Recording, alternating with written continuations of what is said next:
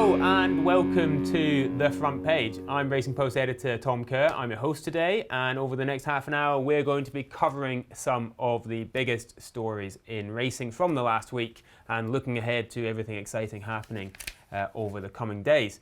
I'm delighted to be joined in the studio by Front Page regular Maddy. Playle, how are you doing, Maddy? Yeah, very well, thank you, Tom. Excellent. And over from Paris, our France correspondent Scott Burton. Bonjour, Scott. Morning, Tom. Morning, Maddy. How's it all going? Very good. Thank you very much. We're going to dive straight in, and I'm going to put forward the first story this week because I want to talk about something very important that is happening this week, which is that on Tuesday, tomorrow, the BHA board are going to meet to consider a range of proposals that could have a very profound impact on the future of British racing. Foremost among these proposals is what's known as premierisation. And this has been a controversial topic in the sport over recent weeks because it's a proposal that sets out a change to the racing calendar whereby on Saturdays, the majority of Saturdays over the year, there'll be a restricted period in the afternoon where only a handful of meetings can take place, with other meetings required to start and finish before 2 p.m. or start after 4 p.m. Now, the rationale behind this proposal is that it will spread fixtures over a wider period of the day, it will boost betting turnover and will allow bettors to more fully enjoy the action, particularly in this core afternoon period.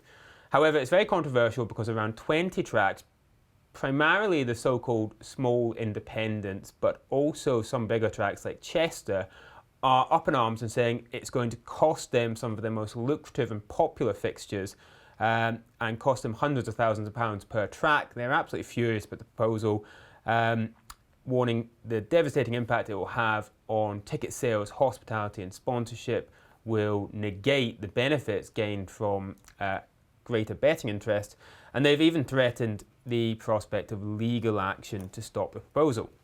So this story is incredibly important for a couple of reasons. First of all, it is the sort of headline proposal on the table from this strategy work that's been ongoing over the last 12 months. And it's the first real test of the new governing structure in British racing, whereby the BHA board has ultimate responsibility for making decisions, taking recommendations from the commercial committee, as it's called, which comprises a wide range of stakeholders in the sport, like racecourse groups, owners, trainers, jockeys, and the BHA itself. So it's a big topic, a complex one, but let's take the concept of premierisation as it's known as a policy first. What do we think, Maddy, of this idea that there should be fewer meetings in a core period on a Saturday? And I should say, it's not fewer fixtures overall, it's just fewer fixtures in this core period. Yeah, it's just funneling them away from this prime time, which on paper, I can understand it. You know, you want to be showing off racing's best product, and I think Julie Harrington used the word sort of this elite period, and often we get these Saturday afternoons that are just jam-packed with action. No one knows where to look, and that's obviously going to have an impact on betting and just on general engagement really with the sport.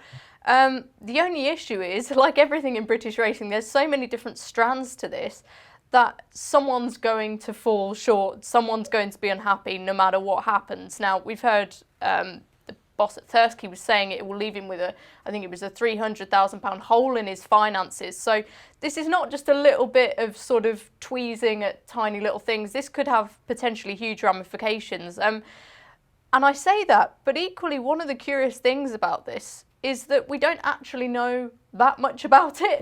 We don't know fundamentally how much we stand to gain. We know a little bit about how much we stand to lose. Some of those smaller independent tracks, could some of them be forced out of business because of this? So I'm interested I want to see more of the working out behind the committee's proposals. Hopefully that will come in this following week. But ultimately, it's the people behind this decision and the new strategy. it's still facing the same problems ultimately, in that you've got different people pulling in different directions. I think it's commendable what they're trying to do, and I understand it, but at the same time, I struggle to see how we're all going to work in the same direction with, if people are threatening legal action and saying, okay, we'll go on a trial period of you can take control of our fixtures for 2 years, but we want to be financially compensated for that. It's all just awfully messy, and that's happened almost immediately. And yeah. We at the Racing Post have covered for years how dysfunctional racing's system of running the sport is. Yeah. Previously, it basically had ludicrously a situation where any interest group could veto a decision they didn't like. And so, for example, a proposal like this, which the independents didn't like, veto. Yeah. Now we have a different system, and at its first test, the people who previously would have wielded the veto are now saying, well, we'll take it to court. I mean, whether or not this goes ahead and whether or not it ends up in the court, basically the new structure is facing an enormous test at the very first hurdle. And if what we get is a messy compromise, which doesn't really satisfy anyone, but it's the only thing we can get through, then we're basically back where we started. Yeah, I'm personally of the view that when we look at British racing and we look at where it stands in the global standing, I mean, even just last week we saw about how well Irish racing is doing with that Deloitte survey, for instance, and talking about the economic up, impact. And it's absolutely booming, and we know obviously the Irish are dominating and have a very healthy industry at the moment, but I think we really need some action in British racing. This is all surrounding the 2024 fixture list, which is still some way off. We need to do something. I think it's really getting to the point now where, we're getting small fields, uncompetitive racing, poor prize money.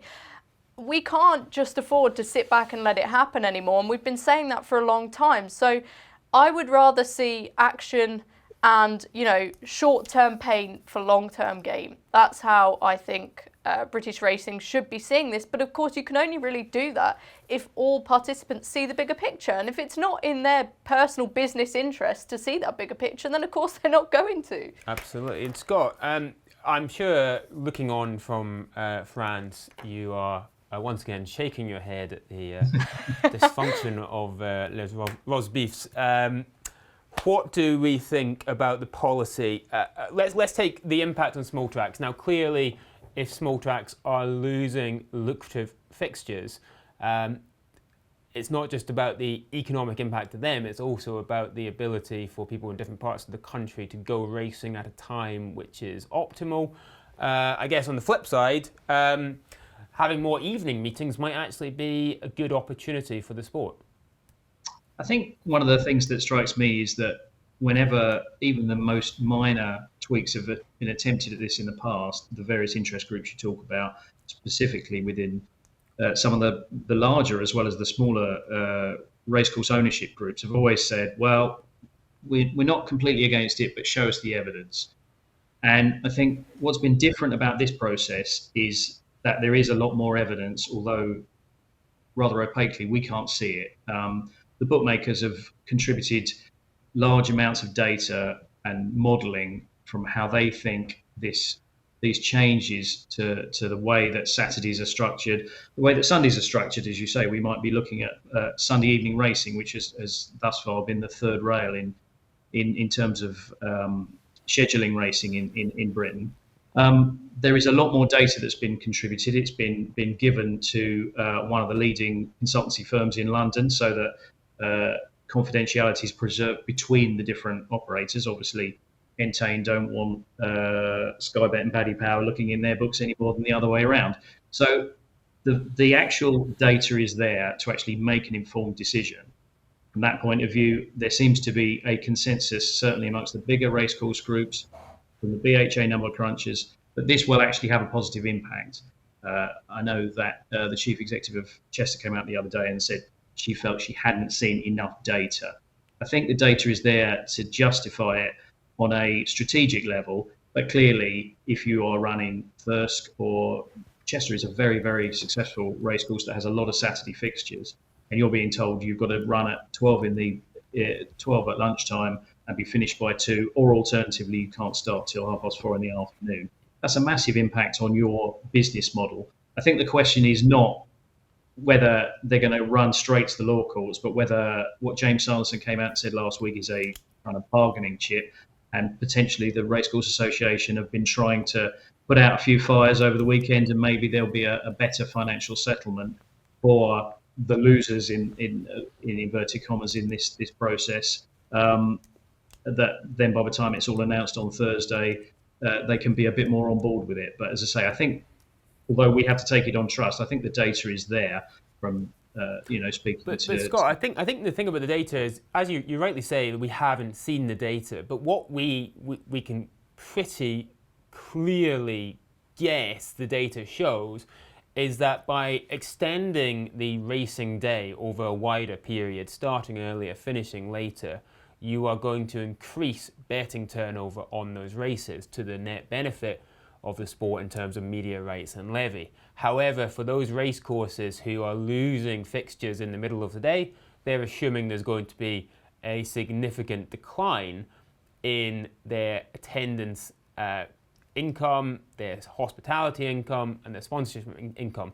And their point basically is that, well, unless they're compensated significantly, which is basically a subsidy, then they're going to be net losers. Now, this is the fundamental problem with racing. Basically, the sport will not allow anything to happen if any one part of the sport is a net loser. But that massively restricts the sport's ability to implement significant change and to move forward, unless, of course, as we discuss here, they basically pay off the losers, which seems to be slightly self-defeating. Well, yeah, if you're basically trying to come up with a system that generates a larger pie overall, more betting revenue, better exposure for the big races on a Saturday afternoon, which is potentially good for sponsors, all the things that would actually grow the size of the financial pie in the sport, and therefore potentially that would be a good thing for the participants. The other side of the equation, if you like, the other member of the old tripartite system, the trainers and the owners who want better prize money, they want incentives to not sell their horses to Hong Kong and Australia, but to actually keep them in training in Britain. All of those things that can be achieved with premierisation and various other levers they might wish to pull, obviously that's negated if you've then got to pay a huge chunk of money to the smaller race courses because they're losing footfall through the door. I don't think you can blame the chief executive of, we're going to say Thirst, because James Sanderson is the one who came out and spoke. I don't think you can blame him for not considering that his prime motivation is whether horses rated 90 to 105 get sold to Hong Kong or get to stay in Britain, because there's none of them running at his track in the first place. So I understand his point of view. I think the key question is this a bargaining position to be given some money, or do they actually seriously want to go to court? Going back to 2004 and the deal that the old British Horse Racing Board, the predecessor of the BHA, did to avoid being sued by the Office of Fair Trading, there has always been this grey area in British racing about who actually owns the fixtures. There are probably several racecourse executives in Britain who would like to be able to say, we don't actually care. We're just going to put on race fixtures. All that we care is Weatherby's process the entries. We'll put on the prize money. We'll race whenever we feel like it, and that's that. Obviously, there is some structure at the moment. The British Horse Racing Authority produces a fixture list every year, come August, September time. It still has some control over it, but 85% of those fixtures are actually owned by the racecourses, and a prospective court battle would then put that back in play, and there'd be people who say we want a more centralised system, maybe we would get a better result out of that, but this would completely grind the current proposals to a halt, and you wouldn't be looking at any changes to the 2024 fixture list. So it could end up getting very messy before there's some clarity to come out of it. It could indeed, Scott. It would be very racing for this to end up in a prolonged legal dispute where the only winners were our learned friends. we'll wrap up that conversation there, but we will absolutely be returning to this both on this show and on the Racing Post website app and in the newspaper. We expect while the board meeting takes place Tuesday, tomorrow, we do not expect to necessarily hear a great deal on the day. We may get news of a decision. However, I'm told it's more likely that we will not find out exactly what's been agreed, and there will be other proposals on the table as well until Thursday, or potentially the following week if the board meeting does not conclude with a decision and it overspills into the following week's session. But whatever the decision is, you will hear of it first and get the best analysis with the Racing Post.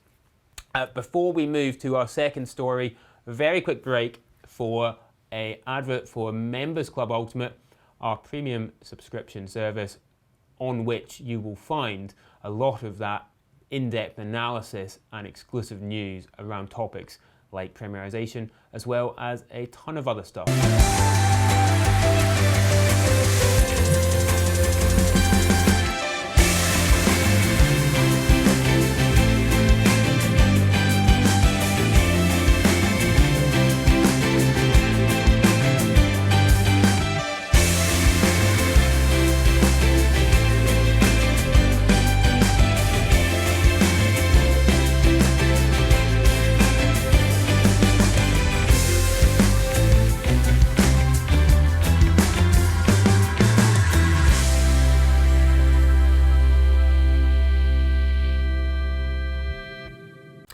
Welcome back. We are now going to go to Maddy for our second story. Take it away, Maddy. Yeah, slightly worrying story this, and a sad one. We learned a few weeks ago that the trainer, Robyn Brisland, who won the Brocklesby, you'll remember at the start of the season, and his assistant or a high-up member of his staff, William Deignan, they were fined £8,000 in the case involving abuse against their staff. You know, that it was verbal tirades, there were treatment that resulted in staff sustaining injuries, and just a very unsavoury, unsafe workplace that we learned of. And the news this week was that on Wednesday, Brisland is now being, he's appointing a safeguarding champion within his yard. To appoint. Yes, in order to oversee the atmosphere and the changes. We don't know exactly when the visits are going to take place to sort of review his yard. But yeah, this is just the latest step in this story, which I think ultimately reflects very poorly on racing. And it's just incredibly sad, because the thing is with these training yards is they're often in very isolated areas. In racing particularly, we employ quite a young workforce, and this is a case where people have clearly been exploited in the workplace, which is just horrible, really. And there was lots of contention over the fine and whether that was just at the time. And but now I guess do we think that was an appropriate fine and an appropriate way to handle the case? Because I think the other thing that we have to bear in mind here is the complete lack of detail that has been forthcoming from either the judicial panel or the BHA about exactly what happened. And indeed, we had a reporter in the hearing and they detailed some of what had happened there. But had we not had a reporter there has been no official detail whatsoever about this case and the particulars of it. Yeah, I think that's the hugely worrying thing, is that there was the potential for this to sort of just be swept under the carpet and forgotten about. Look, an £8,000 fine, it doesn't sound a lot of money in some ways, considering the severity of the behaviours and the actions that took place. Whether you put into that suspensions so that, you take away the trainer's right to earn a living and employ people during this time, or whatever else. But as we spoke about earlier, Tom, you can see the potential issues with the trainer who was already, full foul on sort of the standards we accept in British racing, having to appoint someone from within his own yard. Now, we know that there was an incredibly toxic culture there. So is that the best way to see a good conclusion to this and see that those standards return to the levels that they should be at? I'll leave you guys to make up your own minds. It does feel a little bit unsatisfactory. One of the things that I thought was astonishing about that BHA statement announcing the appointment on a safeguarding individual in the yard was that it said the details of the case are now a matter of public record through the panel's written reasons, which were announced simultaneously. Yeah. The written reasons are 3 paragraphs long. Yeah.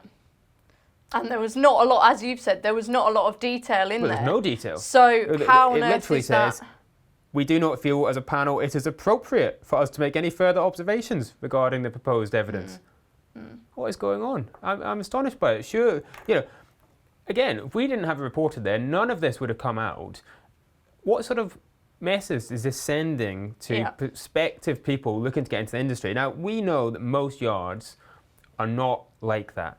However, I think anecdotally, everyone who works in racing has heard some horror stories. And since this story, I've heard some more. And we all have a responsibility, whether journalists, trainers, professionals, regulator, disciplinary panel, to do everything possible to ensure that where that sort of behaviour exists, it's rooted out and exposed. I do not think that can be said to have happened in this case. No. Well, ultimately, that lack of detail, as you say, gives you absolutely zero confidence in the regulatory structures that are in place. And the fact that this is the action and this is where we see ourselves in this case is just really, really sad, I think, and ultimately not good enough. No. Scott, anything similar to this has happened in France?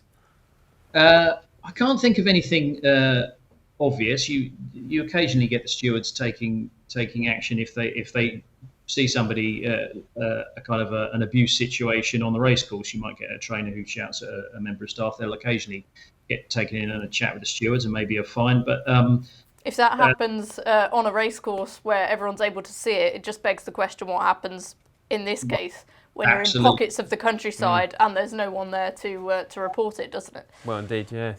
I think that there's 2 things that kind of astonished me about last week's, I would say, developments in the case, but it barely moved the thing forward at all, did it? We'd all been waiting for almost a month for these written reasons, and you say 3 paragraphs, which we're told is a courtesy from the panel to the wider sporting public, but frankly, 3 paragraphs is a bit of an insult. The key phrase where they talked about considering that the £8,000 fine and the £3,000 fine, respectively, to the two individuals, reflect the available evidence. They said that this was something that reflects the available evidence. Well, as far as we can work out from our colleague who was waiting for the hearing to start, and then obviously the hearing didn't start, they potentially the lawyers and the 3 members of the panel spent less than 2 hours discussing this plea. The amount of evidence that would have been presented in a case that they'd set aside 4 days for. Obviously, they had a number of witnesses, including people who had been suffered at the hands of these 2 individuals. I think it's fair to say that they have not really sifted all the available evidence. And so from that point of view, can you say that £8,000 is a sufficient fine, a sufficient deterrent, a sufficient encouragement for people in a similar situation? As you say, however small a minority of yards this may happen, potentially much younger people who are in a situation where it takes quite a lot of courage to come forward and speak about an abusive employer, an older abusive employer who basically has your career in their hands. There's no encouragement for anybody to come forward in that because they think, well, it's not going to be seriously treated. And it's not really a very rigorous examination of that available evidence if you're going to come to a plea within the space of, of less than 2 hours for a case that was supposed to take 4 days. Maddy, last word on this. The stable staff sort of union, the representative body for that. What's been their approach to this, and what do we think needs to change in the future?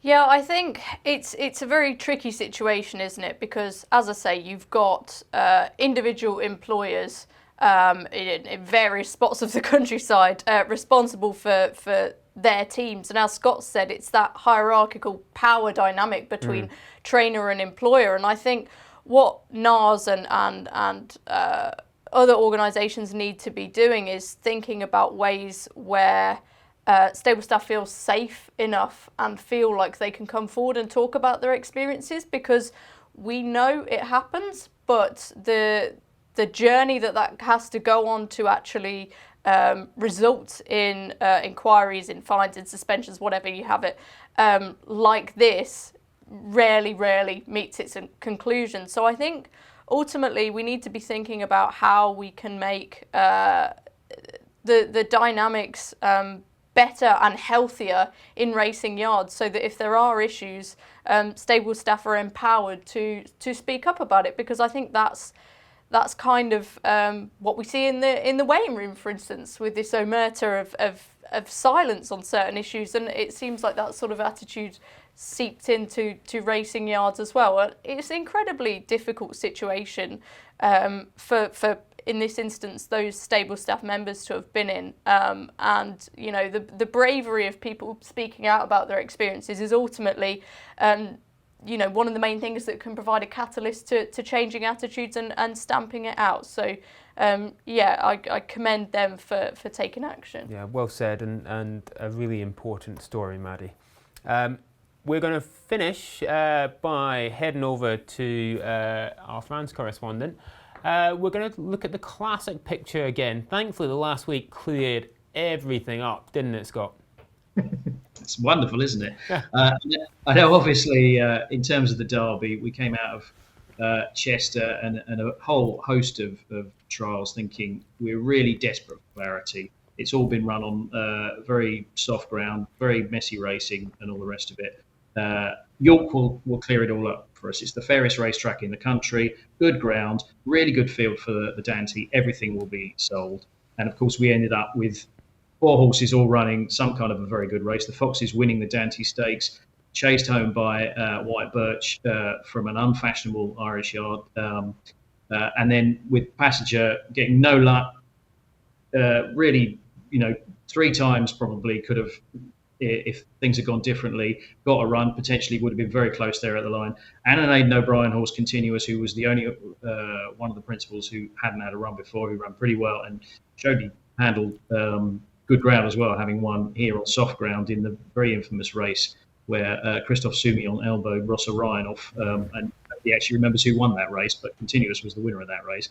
And we're actually in a situation where if you were to even run the Dante again, let alone the Derby, you could ask 4 people and they'd give you 4 different answers as to who might win just between those 4. So it is a wide open Derby picture. That probably doesn't please everybody. For those of us whose memories go back a long way, it's like an old-fashioned derby, really. It's a kind of 4-1 the field type of thing. I did a little bit of research. I looked back through the last 8 or 9 years, and this is just statistically speaking, Military Order 7-2 and Auguste Rodin 9-2. That is the most open derby picture in the last 8 or so years. You know, we've had really hot favourites at this point 2 weeks out. Saxon Warrior was odds on. I think Desert Crown was 2-1 last year. So normally we have a pretty good idea which horse is going to go off favourite for the Derby by this stage. There's obviously quite a lot of headwinds against the race this year. We'll probably come on to talk about our friends at Animal Rising at some stage, but obviously it's Cup final day as well. It's a very early start. There's lots of reasons to be a little bit despondent, but it is the Derby, and I think, as I think Bruff Scott said on ITV Racing last week, you could take 15 horses in the race, they've all got some sort of chance. If you can't sell that kind of Derby, what can you sell? Yeah, I agree, Scott. It's absolutely fantastic, actually, to see such a open race. Maddy, did you feel that the Dante meeting shed a great deal of light on how we expect the Colts Classic to unfold? No, There we go. Okay. No. And it's even more puzzling by the confidence behind Auguste Rodin, who we haven't seen since the Guineas, when he was bitterly disappointing. You know, Brian keeps coming out saying, no, he's our number one. So as much as Scott was sort of playing the case of Continuous there, who I thought ran a good race, the extraordinary thing is, to me, you've got a horse who's second favourite and, you know, was joint favourite, who on his only start this season had been comprehensively beaten in a classic. He's going to face totally different conditions at Epsom. I don't think he should be anywhere near the price he is, to be honest with you. But saying that, it's a very open picture, and he is a Group 1 winner, and we know he's an incredibly talented horse, and on pedigree he should stay the trip. So it's just a puzzle, isn't it, really? My main takeaway from the Dante meeting was probably that run of Passenger, just because I think he is the most talented of the 3-year-old colts we've seen in Britain so far this year, and that's saying something considering he's a Wood Ditton winner, and that was just his second ever start. Whether he'll stay in the 1.5 trip of the Derby, being by Ulysses, who did stay that far but didn't necessarily want that far, and he's at such formative stages of his career, and given he's trained by Sir Michael Stoute, who doesn't tend to rush his horses, and considering they've got to stump up 85 grand to supplement him, he is the big talking horse, the big what-if horse for me. I'm really excited to see how it's going to play out with him. And spending that 85 grand to supplement would be what's known in the trade as a clue. Yeah, exactly. But I think you're dealing with connections, you know, the Niarchos family, Sir Michael Stoute, they like to keep their cards very close to their chest. So they're going to be in a place where they're probably not going to want to give anything away until the last minute, but we'll find out when that supplementary deadline arrives. So they clearly thought enough of him to supplement him for the Dante, and that was a race that Sir Michael Stoute has obviously took with some of his Derby winners. So you've got to sort of do that in racing, haven't you? Follow the pattern of behaviour of trainers. So we'll see if he goes through and has another contender after Desert Crown last year. He's got a really strong stable. I think that's one of the themes of the season so far for me, Sir Michael Stoute. You know, not that he ever went away, but he's really enjoying this renaissance now, and hopefully we will see last year's Derby winner very soon. It's going to be a fascinating couple of days on the Downs next month, but as you alluded to, Scott, storm clouds are very much present over the race. We have seen a few stories in recent days about Animal Rising's plans to disrupt the race, including in today's Racing Post. And we obviously saw them in action at the Grand National meeting, Scottish Grand National, and weirdly at Doncaster one night. Now, they make no secret whatsoever that they intend to disrupt the Derby. It's all over their website. They're looking for people to sign up. They're boasting about hundreds, even thousands of individuals disrupting the race. And as we know, Scott, Epsom is a very challenging course to secure. Just how big a threat to the race is this proposed action? I think it is something everybody has to take very seriously. I think even the choreography of the day this year, because the race is being run so early, because the FA Cup final very unusually is on the first weekend of June, actually makes their threat more of something to take seriously. Because of course there's a moment at which ITV will have to either go off air or shunt over to ITV4. They know that they actually only have to delay the race by 20-25 minutes, and at that point then the vast majority of the audience is off to go and watch the cup final. So a little bit similar to with the Grand National, there was actually only in the end a 20-minute delay, but that actually caused quite a lot of havoc for ITV, and there would have been quite a lot of pressure to actually get that race started, get the protesters moved and get that race started on time. I think that pressure will return to Epsom. As you allude to, it's a very, very difficult site to quote unquote defend. It's public land. There's an Act of Parliament, which means that anybody can go on the Downs to walk their dog or watch the racing or stage a peaceful protest. And that Act of Parliament had to be suspended for one day during COVID, when we had a behind the closed doors Oaks and Derby on the same day. There's no chance that that's going to be reenacted for this, nor should it be, really. Everybody has in some sense a a right to peaceful protest, although not necessarily to totally disrupt the running of the derby or any other sporting event. It is a very, very difficult site to defend.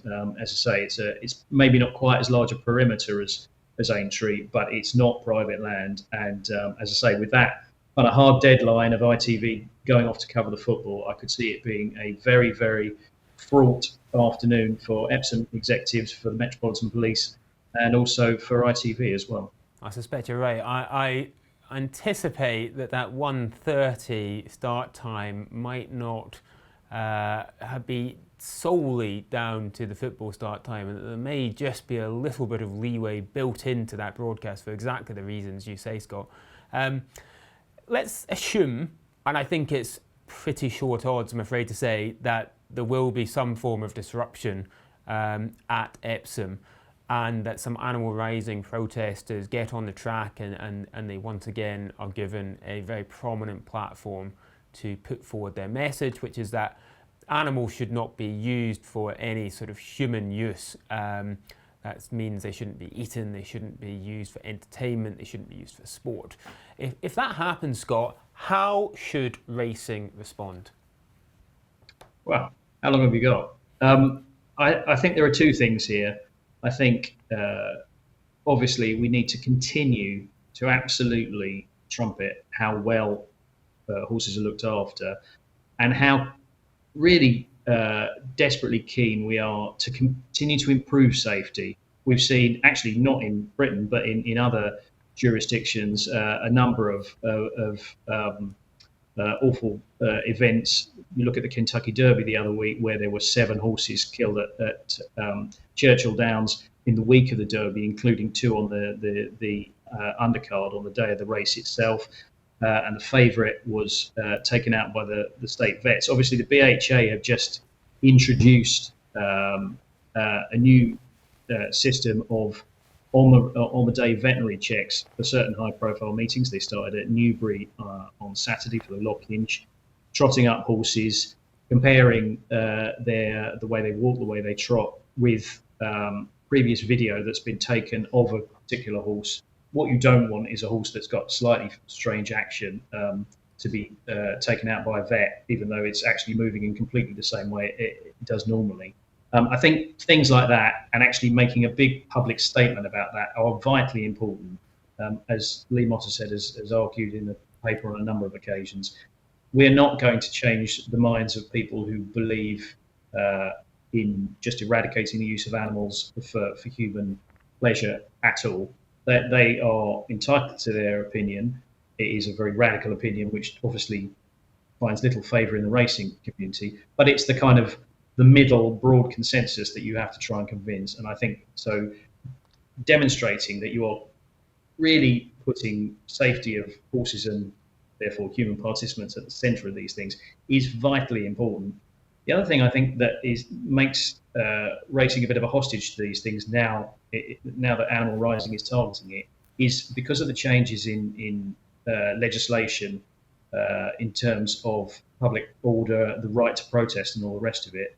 The police now can do quite a lot of things, and even private security firms can do quite a lot of things in advance of a protest. And if somebody gets marched off, as happened before the Grand National at, I think it was Manchester railway station, it wasn't even in Liverpool, on suspicion of doing something, that's one thing. I think the way that these protests are policed in front of the television cameras, in front of 60,000 people on Epsom, is also quite crucial. And I think, wherever your sympathies lie in terms of people's right to protest, the scenes of the police or security, private security, relishing removing protesters from it's just not a good look, is it? It's not something that racing wants to be associated with, and not a lot we can do about it. It's just if they're going to wear pink t-shirts again, or whatever the tactic will be this time. As I say, the sight of bobbies in helmets running in there with batons and wrestling people to the floor and handcuffing them behind there, it's not a great look. So, and that's nothing racing could do anything about. All we can do is be on the front foot about how seriously we take welfare. And also, if there are, and this goes back to Maddy's story about treatment of humans, but if there are stories that come to light about the very, very rare occasions where standards of care of horses come to light, we have to absolutely expose those as well. There's no point in trying to hide those and say, well, that's 1% and 99% of horses are treated very, very well. We have to come down hard on those as well. We can't move those away. We have to be clear and open about what our sport is. Absolutely, Scott. Well said. I think sometimes there is a school of thought within racing that suggests that stories which do not reflect well on the sport should be suppressed or covered with kid gloves. I simply think that if the racing does that, then others will gleefully point out our flaws, and it's beholden on us as a sport and as an industry to be continuously improving. We're going to have to wrap the show up there, but it's been a fantastic debate. Many thanks to Maddy and to Scott for your contributions. I'm contractually required to pick a story for the front page, and I'm afraid I'm going to go with mine, premierisation. The classic, obviously a huge story. Brisland, enormously important, but I think this week we're going to find out what the outcome is of sort of 12 months of strategy work, or the initial outcome, and its impact on the future of racing could be truly profound. So that one is going to go on the front page this week. That's a wrap from us this week. I really appreciate you joining us. I hope you have a fantastic week, and I hope you join us again next Monday for more racing debate. In the meantime, I'm going to leave you with an advert for our Racing Post app. Thanks again.